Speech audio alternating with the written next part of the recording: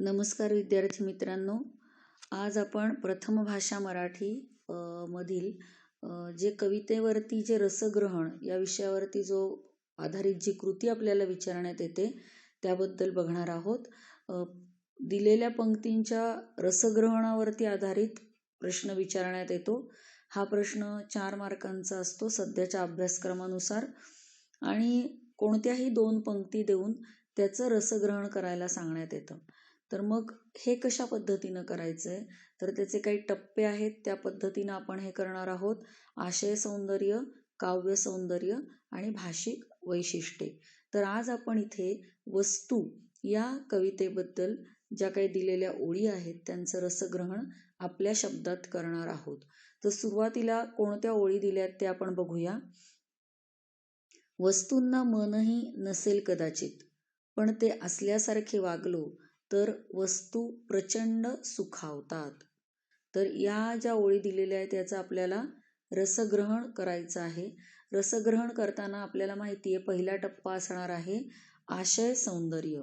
या आशय सौंदर्य या टप्प्यामध्ये आपल्याला साधारण काय घ्यायचं आहे, तर या कवितेचं नाव, त्या कवितेचं किंवा कवी कोण आहेत ते, त्याची जी काही मध्यवर्ती कल्पना आहे, काय म्हणायचं आहे कवीला नक्की, तर ते आपल्याला इथं सांगायचं आहे.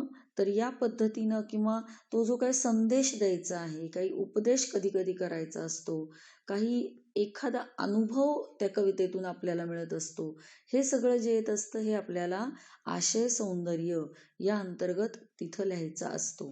तर इथं काय येईल बघू बरं. आशय सौंदर्य. वस्तू या कवितेत कवी द.भा. दामणसकर यांनी निर्जीव वस्तूंना सुद्धा मनुष्याप्रमाणे मन असते, भावना असतात, हे सुंदर रीतीनं सांगितलं आहे. निर्जीव वस्तूंशी मानवी भावना जोडली गेली की ती वस्तू अनमोल ठरते, हे वाचकांच्या मनावर बिंबवलं आहे. अशा वस्तूंबरोबर मायेनं, प्रेमानं वागायला हवं हे सांगितलं आहे. म्हणजे बघा, आशय सौंदर्यामध्ये आपण कवितेचं नाव दिलं, कवीचं नाव दिलं, द.भा. दामणसकर लिहिलंय आपण.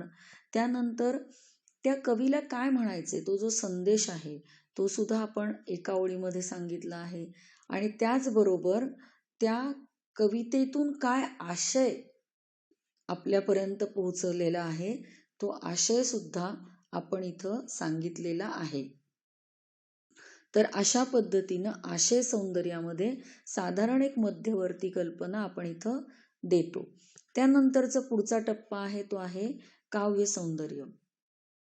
या काव्य सौंदर्यामध्ये आपल्याला या पंक्तीमध्ये काही अलंकार आले, अर्थालंकार काही आहेत का, त्याचबरोबर काही विशिष्ट भावना यातून सांगितली आहे का, या ओळींवरून आपल्याला ते लिहायचंय. ज्या ओळी आपल्याला दिलेल्या आहेत, ज्या पंक्ती आपल्याला दिलेल्या आहेत त्याचं काव्य सौंदर्य आपल्याला तिथं नमूद करायचं आहे. मग आपण बघूया या दिलेल्या ओळींचं आपण काव्य सौंदर्य कसं लिहायचं. काव्य सौंदर्य. सर्वसाधारणपणे लोक वस्तूंना निर्जीव समजतात, त्यांच्या वागण्यात कठोरपणा येतो, वस्तूंशी ते कसंही वागतात, हे कवीला आवडत नाही. म्हणून कवी म्हणतो की वस्तू निर्जीव आहेत, त्यांना मन नाही, संवेदना नाहीत, म्हणून निर्दयपणे वागू नये. त्यांना मन आहे, भावना आहेत, त्यांच्यात संवेदनशीलता आहे असे समजून वागलो तर त्यांना अतिशय आनंद होईल, त्या सुखावतील आणि त्याही आपल्याला त्या बदल्यात प्रेम, आनंद आणि सुख देतील. आलं लक्षात. मग काव्य सौंदर्यामध्ये आपण थोडक्यात त्या ज्या दिलेल्या ओळी आहेत त्या ओळींविषयी उहापोह करणार आहोत. त्या ओळींविषयी कवीला नक्की काय म्हणायचं आहे, त्याचं काय सौंदर्य आहे त्या ओळींचं या कवितेमधलं, ते आपण इथं सांगणार आहोत. त्यानंतरचा तिसरा टप्पा आहे तो म्हणजे भाषिक वैशिष्ट्य. म्हणजे ही जी प्रस्तुत कविता आहे, ह्या ज्या ओळी त्या ज्या कवितेमधून आपल्याला दिलेल्या आहेत, तर ती जी कविता आहे ती कोणत्या प्रकारची आहे, ती शैली कुठली आहे कवीची, तिची काही वेगळी अशी लय आहे का, तिच्यामध्ये काही नादमाधुर्य आलेलं आहे का, तर हे सगळं धरून आपल्याला इथं माहिती द्यायची आहे. ठीक आहे. तर हे काय आहे बघा, आपण या प्रस्तुत कवितेबद्दल ज्या दिलेल्या ओळी आहेत त्याबद्दलचं म्हणजे आता कवितेबद्दल इथं येईल. ही जी ह्या ओळी दिल्या आहेत त्या कुठल्या कवितेतल्या आहेत, वस्तू या कवितेतल्या. मग ती कविता, तिचं भाषिक सौंदर्य आपल्याला सांगायचं आहे. बघूया कसं ते. भाषिक वैशिष्ट्य. ही कविता मुक्त छंदातील आहे. कवितेतील भाषा सरळ, साधी, सोपी आहे. त्यात क्लिष्टता नाही, त्यामुळे ती थेट मनाला जाऊन भिडते. सोपी रचना, पण खूप मोठं तत्वज्ञान त्यात आहे. वस्तूंना आपण प्रेम दिलं तर त्या वस्तू आयुष्यभर आपली साथ सोडणार नाहीत, स्नेह कायम जपतील, हे सुंदर रीतीनं समजावलं आहे. आलं लक्षात? म्हणजे ही कविता, तिचं भाषिक वैशिष्ट्य सगळ्यात महत्त्वाचं काय आहे, तर ती मुक्त छंदातील आहे. मग हे आपल्याला तिथं सांगता आलं पाहिजे. आता हा जेव्हा प्रश्न आपल्याला विचारण्यात येतो, रसग्रहण कुठल्याही कवितेचं, तर आपल्याला माहिती आहे की ते 3 टप्प्यांमध्ये करायचं आहे. बरोबर आहे? की यातले आशय सौंदर्य, काव्य सौंदर्य आणि भाषिक वैशिष्ट्य. मग आता तुम्हाला ज्या काही कविता अभ्यासायला आहेत त्याबद्दल एक तक्ता तयार करून ठेवू शकता. यामध्ये पहिल्यांदा तुम्ही समजा पहिल्या ह्याच्यामध्ये त्या कवितेचं नाव लिहा आणि आशय सौंदर्य आणि भाषिक वैशिष्ट्य यासाठीचे पुढचे 2 कॉलम करा.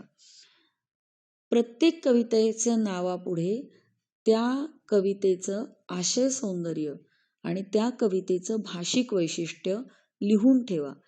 तुम्ही लक्षात घ्या, जेव्हा तुम्ही रसग्रहण करता तेव्हा 90% वेळा किंवा 95% वेळा आशय सौंदर्य आणि भाषिक वैशिष्ट्य यात काही बदल होणार आहे का? काहीही होणार नाही. त्यामुळे कुठल्याही ओळी तिथं आल्या आणि त्याचं रसग्रहण करायला सांगितलं तरी सुद्धा आशय सौंदर्य आणि भाषिक वैशिष्ट्य तेच असणार आहे. त्यामुळे आपण असा कॉलम तयार करून ठेवायचा आणि आपल्याला जेवढ्या काही अभ्यासायला कविता आहेत त्याचं आशय सौंदर्य आणि भाषिक वैशिष्ट्य त्या पुढे लिहून ठेवायचं आणि ते तयारच ठेवायचं आहे.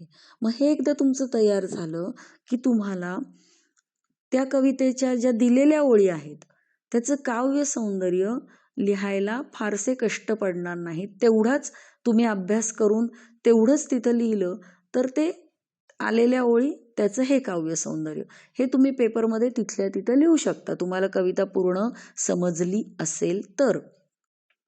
पण त्याचबरोबर आशय सौंदर्य आणि भाषिक वैशिष्ट्य तुमची तयारच आहेत. कवितेतल्या कुठल्याही ओळी विचारल्या तरी हे आपल्याला तेच लिहायचं आहे. त्यामुळे हे तुम्ही तयार करून ठेवा. इथं तुमचा एकही मार्क जाणार नाही आणि ओळींविषयी तुम्ही त्या वेळेला पेपरमध्ये त्या पद्धतीनं लिहू शकता. आलं लक्षात? तर या पद्धतीनं आपण दिलेल्या कवितेचं रसग्रहण अगदी छान पद्धतीनं करू शकतो आणि भरपूर मार्क मिळवू शकतो. बाय.